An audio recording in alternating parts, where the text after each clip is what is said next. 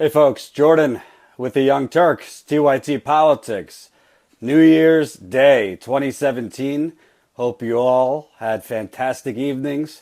I had a wonderful evening on the Amtrak going from Philadelphia to New York. You know what happens when you miss your flight in Chicago? It ruins everything. I'm not even going to get into it. It was a whole nightmare. But I was traveling all day because I missed my flight, because I'm doing too much, and hopefully, I'll get some extra resources in the year 2017 so I could not miss my flights. But for those of you who watch my live streams, I think last week, this is not a Donald Trump hat. This is Make America Sane Again. Make America Sane Again. I am fully transparent. So this is my uncle made these hats. There's hats, there's shirts. If you want to get your own, I don't think they're expensive, but I like the hat. Make America Sane Again. I think the website is makeamericasane.com. So check it out, makeamericasane.com. You can check out hats, shirts, and other stuff. My uncle is no fan of Donald Trump. I'll leave it at that. Today, I've been feverishly working on making sure there's videos that will go up on the channel this week, because I'm going to be on vacation starting tomorrow. I am flying to Florida. I'm going to go get my Jutan on. So I will be in Daytona Beach, Florida for the first week. And then the second week, Delray Beach. I'm not the best at relaxing, shall I say. When I'm out on the road, all I want to do is relax because I'm so burnt out. But then when I'm able to relax, I'm like bored after 2 days. So we'll see what happens. But I plan on laying out on the beach, probably trying to sleep till at least 10 a.m., hydrating with water and whiskey, and trying to deplug and unwire. So I will not be on Twitter. I will not be on Facebook. You can leave in the comments how long you think I will actually last off Twitter and off Facebook. I'm going to go with, I get there tomorrow, so Monday the 2nd. I think I could stay off Twitter and Facebook till at least Friday or Saturday. That's my guess. So I think I could stay off social media and online for at least 5-6 days. Maybe that will collapse after one day. Who the hell knows? But I'm going to try my best to relax because, as you know, trying to bring you the news and what's really going out there in the country is not a 8-hour a job day. It's a 24/7 job day, and I have been working pretty much every day for a year. So I appreciate you guys watching and supporting, and I hope you'll still check out the channel this week. I am going to be out. Emma is going to be out, but we still have videos going up. I've been working on them today to write the videos up and make sure they are scheduled to be published throughout the week. I also might have a breaking news story. If you've been following my East Chicago, Indiana reporting from last week, I took my own sample of a home water heater in East Chicago, Indiana. I'm no scientist, I'm no environmental expert, but that is not clean. And this is coming out of the water heater. The EPA went into this woman's house. They didn't test the home water heater. I did. What came out of the water heater looked like yellowish piss. So once the test comes back, which should be in the middle of the week, if that water shows lead, if that water shows bacteria, if that water shows anything like that, you're going to have a damn big story, because me going into a home where the EPA checked, if I'm able to find lead and other things and they missed it, then what else are they missing? They're not testing the home water heaters in East Chicago. And the same EPA who is in charge of East Chicago, Indiana, is in charge of Flint, Michigan. So if they're wrong in East Chicago, that means they're wrong in Flint. So if those tests come back different with lead or anything like that, even on my vacation, I will be doing something on it, because that's a big story. So stay tuned for that. Check out my Twitter also. I've been going on a tweet storm today, at Jordan Chariton. I wrote, I think, 16 tweets in about a half hour with areas around the country that have water contamination, lead contamination. So check it out. Hopefully it's not your area, but that's just some of the areas with water and lead contamination. Okay, that's just some of the areas with water and lead contamination. So that's on my Twitter. So with that said, I wanted to go over, we did some awards at the end of last year. You could go check those out on the channel. But I wanted to go over who I think is the progressive politician that you should be watching this year. Maybe you should be watching that he or she because they will influence politics heavily this year. Or maybe you should be watching them for what they do this year and how it affects next year or 2020. So I wanted to go over that. Obviously, we always have to watch Bernie Sanders. I think he has really changed the game. I think he's woken up a lot of people who were cynical about politics or not paying attention to politics at all. He's still fighting the good fight. I don't love some of the things he's doing. He's still trying to work with the establishment to get change, work through Chuck Schumer to get change, work through, corporate Democrats who have no interest in changing and just want to, scare you to death with Russia, even though there's no proof that Russia did anything, but we're going to pass sanctions anyway. I did a video on that the other day, pretty much ripping Barack Obama apart for pushing Russia sanctions through before even providing any evidence. If they have evidence, terrific. I'd love to see it. But so far, I've heard nothing that is definitively concrete proof that Russia has done anything. So we will see about that. But I want to say we really need to look at a few progressives this year, but there's one that I think is the most critical. And I'd love to know who you think, who is your progressive to watch in 2017. Mine is actually not an elected official right now. So the suspense. Let me give you a few chances. So take a guess. Who's my progressive to watch in 2017? I'll give you 30 seconds. Whoever gets it first, you get a shout out from me. 30 seconds. Go. Oh my God, Patrick, first try. You got it. Patrick Roybal, first try. Nina Turner. The young people of this country have the vision and the hope for social justice. They know right from wrong, and that is why they were supporting Senator Sanders, not because of the man himself, but because of what he was standing for: universal health care, increasing the minimum wage, making sure that young people don't walk across the stage with debt in one hand and a degree in the other, a more fairer, more just society. Barack Obama, even though he's a bullshit artist, when he ran for president, he took people by storm with his rhetoric. Nina Turner has the same gift of gab, shall I say. The only difference is I actually think Nina Turner is progressive. I think Nina Turner, deep in her belly, she's in politics for the right reason. She wants to help people's lives. Sisters and brothers in New York, integrity is what you do when nobody is watching. And as a 20-something-year-old young man, he put his body on the line for civil rights and social justice.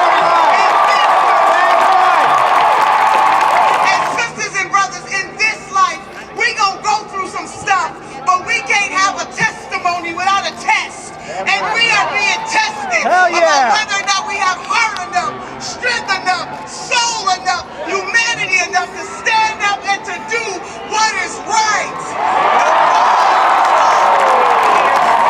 I don't make any bones about it. I am biased for Nina Turner. I like Nina Turner.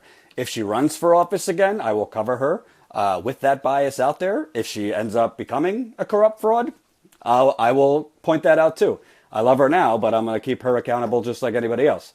But I think why we should be watching her is a few reasons. Number one, she rose from more like, an MSNBC guest, nationally known, but not a household name, to a gigantic household name in 2016 through her support and surrogacy for Bernie Sanders. Of course, how she was treated at the DNC. And pretty much her vehement and impassionate support for progressive values. Also, she took a gigantic risk in the 2016 election. Originally, she was for Hillary Clinton before Bernie Sanders had endorsed, like many people. When Bernie Sanders came out and ran, Nina Turner switched, which, politically speaking, was suicidal. when you cross the Clintons in Democratic Party politics, you are forever banned, or at least that's the way it was. Now the Clintons are, kind of damaged goods. So she took a big risk, and that's because she truly wants to help working people. She wants to help minorities. She wants to help people who have been screwed and are continuing to be screwed and squeezed by the corporate oligarchy, which are Republicans and corporate Democrats.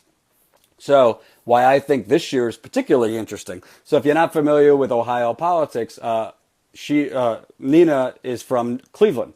Cleveland currently has a 3-term mayor. Frank Jackson is his name. Frank Jackson will be up for re-election this year. He has not said if he's going to run again. He is, an older gentleman. I think he's in his 70s, and he would be running for a 4th term if he runs again. So it's not a definite he's going to run again. He has not announced whether he's going to run again. If he does not run again, Nina Turner has not come out and said whether she's going to run, but it's assumed she would run, and it's more than assumed she would win. She's very popular in the area. That's her hometown, and she is close and has connections to the current mayor. If Nina ran for Cleveland mayor, I think that sets her up very well. I'm not trying to compare Nina and Cory Booker, Senator Cory Booker, in terms of politics, because he's a Wall Street stooge. However, Cory Booker first got on the national scene as the mayor of Newark, New Jersey. He went out and helped people shovel their snow as mayor and did these viral videos. Now he's just another stooge for Wall Street. But you can gain national recognition and move up the chains in politics as a local mayor. Cory Booker has proven that, and there's been other mayors who have gained national significance and credibility as mayors. So if Nina Turner is the mayor of Cleveland, A, she's, again, an elected official. B, that sets her up to possibly run in 2018. 2018, John Kasich in Ohio ends his term as governor of Ohio. Nina Turner could potentially, as mayor of Cleveland, yes, she would only be mayor for, a little while. But she could run in 2018. So it's possible. Now, even if she doesn't run for governor, even if the current mayor of Cleveland decides to run again, and by as a result, Nina doesn't run, Nina could run for governor in 2018 of Cleveland. Of Ohio. I believe that she would have a chance. Ohio, she could tell you better, but I think Ohio goes as the country goes. It's not it's not definitively Republican. It's not definitively a Democrat. That's why it's considered the most fluctuating swing state in presidential politics. So if Trump is the disaster I think he's going to be, the tide could change from Republicans. From Republicans in Ohio more towards a Nina Turner who is progressive. I also think that looking at Ohio, Kasich made it seem that Ohio is great and he's done such a good job. Ohio's economy is not so great. It's not as good as he says it is. There's a lot of problems. There's issues in Cleveland and other minority communities. So I think Nina Turner would have a pretty good shot at that.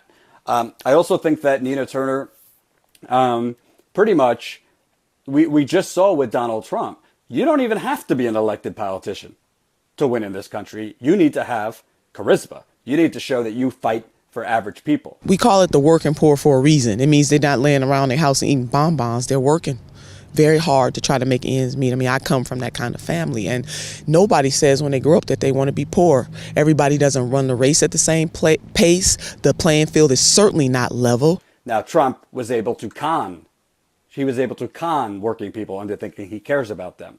Well, his cabinet choices already show he don't give a damn. He's putting Wall Street and big oil and letting them run amok on the country through his cabinet. I think Nina, whether she runs for mayor of Cleveland, whether she runs for mayor of governor of Ohio, or does something entirely different, she is too much of a valuable, passionate, and effective progressive to be on the sidelines. I don't think you're going to see Nina Turner going to Goldman Sachs and giving paid speeches for the rest of her days. That ain't her style. She will be either running for office again, or possibly something in the media. Young Turks, maybe. I think that Nina Turner, of all of them, yes, I think Tulsi Gabbard is someone you should watch. Keith Ellison is someone you should watch. But I think Nina Turner has the potential to be on a ticket in 2020. I really do. I think either as vice president or who even knows, maybe president. I think she's that gifted. I think she, I don't want to say checks the boxes, but everything that progressives want, she is. She is passionate. She is authentic. I think being an African American at a time with Donald Trump as president is a definite plus. And I don't say that, because, I'm not someone like, oh, just check the box for diversity. I think she actually cares about African American people. I think she would not be a Barack Obama who goes in and doesn't actually try to use his position as an African American to help African Americans. For some reason, Barack Obama forgot he was black in the White House and just said, oh, I want to be the president of everybody. That's great, but you had a unique position and a unique opportunity to really change the game for African Americans, and he chose not to. I don't see that in Nina Turner. So whether it's running for mayor of Cleveland, whether it's running for governor of Ohio, whether it's the media, there's a lot of things Nina Turner could be doing, and I think we need to watch her very, very actively. I also think with Nina Turner, there is going to be wide-scale protests throughout this year. With Trump trying to repeal Obamacare, Trump trying to build walls, Trump trying to ramp through pipelines. I mean, I think you might as well start investing in real estate outside the White House. There's going to be a lot of protests there and elsewhere, and I'll be covering a lot of it. So I think Nina Turner, you will see her. You will see her speaking. You will see her protesting. You will see her with Bernie Sanders, with Tulsi Gabbard, with Keith Ellison. This is a strong, smart, and authentic woman. And I also want your viewers to understand this. Beware of any leader that tells you it cannot be done. If we can form a country, a nation against empire, then we can have universal health care. If we can abolish slavery, then we can afford to invest in our young people in this country so that they can get a college degree or increase their skills so that they can live out their greatest greatness. If we can go to the moon, if women can get the right to vote, there is nothing that we cannot do in this country. We should invest in that. And Brother Robert Browning once said this, that man's reach should exceed his grasp. That's it. A leader with vision. She's mine. She's my progressive to watch. Again, I think Tulsi Gabbard obviously is someone we would want to watch. She's in Congress. She's putting forward legislation. She is trying to get us to stop the Syria drumbeat, to get more involved in Syria, which I agree with. But Nina Turner is my choice, and I think you're going to be seeing a lot more of her, either as an elected official or in the media. So check her out. Also, for those of you that asked, yes. We have a new reporter that's starting this week, Nomiki Konst. She was a surrogate for Bernie Sanders. The DNC works for who? And I think Hillary Clinton has proven today that they don't understand that the Democratic Party is in crisis. I believe she will be starting her reporting this week. Thank the Lord. I get a little help. I don't know what she'll be reporting on, but you will be seeing her. She was a surrogate for Bernie. She had her own serious radio show. She's smart. She is progressive. She's tenacious. She's aggressive. And I think you're going to like her a lot. So she starts this week. So definitely check out for her videos. And I, again, will be on vacation. So I hope you won't miss me too long. I hope you won't forget about me. But definitely give Nomiki a chance. She's great, and I think will add a lot to TYT and TYT Politics. So that is my first report of 2017 and my last one for a little bit. I'm going to be on vacation. So thank you guys for watching. I hope you guys have a good week and a good 2 weeks, because I'm going for 2 weeks. So like I said, I will probably be quiet. I don't want to fry my brain by being on Twitter and Facebook all day. I really want to relax. So try to survive without me. But please, don't go away. We have videos coming out every day this week. I've spent all day getting them ready to publish this week. Videos from Flint, videos from East Chicago, still videos from my time in Texas covering that pipeline. So there will be a lot of videos. And again, Make America Sane Again, makeamericasane.com. It's my uncle's hat and shirts. I'm a total homer promoting my uncle, but hey, why not? Thanks, guys, and Happy New Year.